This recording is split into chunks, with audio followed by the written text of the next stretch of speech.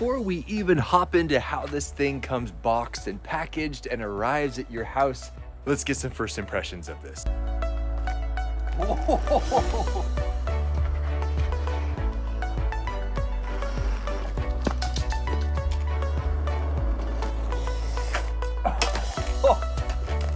This is fast. Now let's take a look at how this thing arrives. It's very well packaged. First, you're going to want to charge the battery. They kind of hide the port, and so when it's folded up, you can sort of see it. I'm showing how it's plugged in just like so. But just go ahead and charge that up until the green light is no longer red, but then it's green, okay? All right, now we're gonna go ahead and pump it up. If you're wondering what the PSI is, it is 35 PSI as indicated on the side of the tire. Go ahead and unfold the whole thing now. We're gonna put this thing together, snap it closed, and put the stem up like so. Snap that closed as well. And then you're gonna get the handlebars, put those right on top, and you're gonna have to get that little dovetail, open that up, and then close it, snap it down as you see.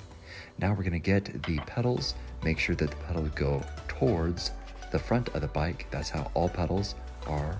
And then you're going to get the other one, crank that down, and use the included wrench to tighten that as well. Now the most satisfying part, then don't forget to adjust the headlight up. Now a sneaky sort of thing, in order to actually turn this on, you get one of the two keys and you're gonna go underneath, and there's a hidden port down there.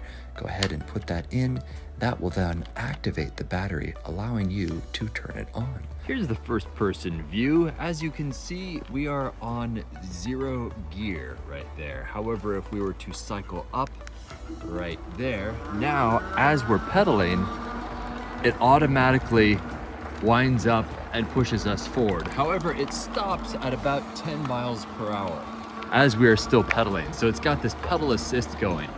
If you want to get some more speed, simply go over here and cycle up, and you will see as we go to number 2, now it goes above 10 miles per hour.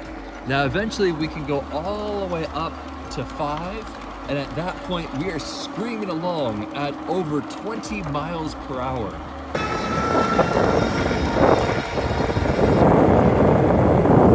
Now if you did not want pedal assist, and you just wanted to adjust the speed almost like a motorcycle, there's the throttle right over here. Now do keep in mind, this throttle is very sensitive. So you need to have a fair bit amount of finesse to gently rotate it like I am right now, and then it immediately starts taking off. So right there, I'm barely feathering it, and I'm cruising along at, as you can see, 8 miles per hour. Oh, look at that. Now, if I were to absolutely twist this all the way back and gun this, immediately we go up to, wow, we are moving.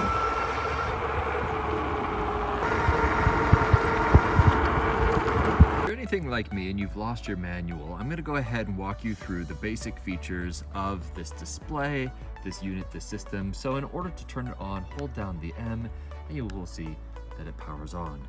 For the light control, go ahead and hold down the plus sign, and you will see that that turns on brighter, as well as the front lights. To turn it off, simply hold down the plus sign once again, and it turns off, as does the front light. When you turn it on, the default gear is 0, meaning that there's absolutely no power whatsoever, and basically you have to pedal as you would a normal bike. If you wanted some power, go ahead and short press that plus sign up like that, and it goes from 1 all the way up to 5. 5 being the most power. So right now, if I were to turn this, this would take off like a rocket. So I'm not gonna do that right now. Here's our current speed. In order to change that, push that M right in the middle, just short press, and it will go to average speed for your current trip. And if you were to push that M one more time, it will have your max speed. So if you're just bombing down a hill and you want to know how fast you actually went, that's how you access max speed. In order to go back to the beginning, just push the M one more time, and there we are at our basic current speed, which 99% of the time, you're gonna have it on this anyway. From here, if you were to continue pushing the M in the middle, it's gonna change the bottom, the odometer. So I will show you. Let's go ahead and push that. You will see now there's trip A and trip B, and then back to the regular odometer. And once you are on that particular trip that you want to reset, you're gonna want to hold down the M and the minus sign at the same time. So when I do that, watch the bottom, look at that, it just reset. To determine how much battery life you have, simply refer to the energy bar up above. This eventually will flash once you deplete the battery life. If you just wanted a little trickle of power, we're talking 3 to 4 miles per hour, and you didn't want to twist this throttle right here, which you'll just take off, you can hold down the minus sign down below. And this would work, for example, if you are walking alongside your bike, crossing the crosswalk, and it just is this gentle little trickle, just enough to sort of help you push your bike along. And then if you wanted to disengage that, simply lift off your thumb, and you can see that assist goes away. If you ever wanted to change any of these settings on this thing, simply hold down the top and the bottom button, the plus and the minus, and you will see that you will enter the settings mode. And right there you can see that it is set to 22-inch diameter wheels. Odds are you're probably not going to put bigger or smaller wheels on this. I don't even know why they have this setting, but let's just continue through, cycling through the settings by pushing M in the middle, just a short press. So click that. As you can see right there, we are on kilometers per hour. Short press again.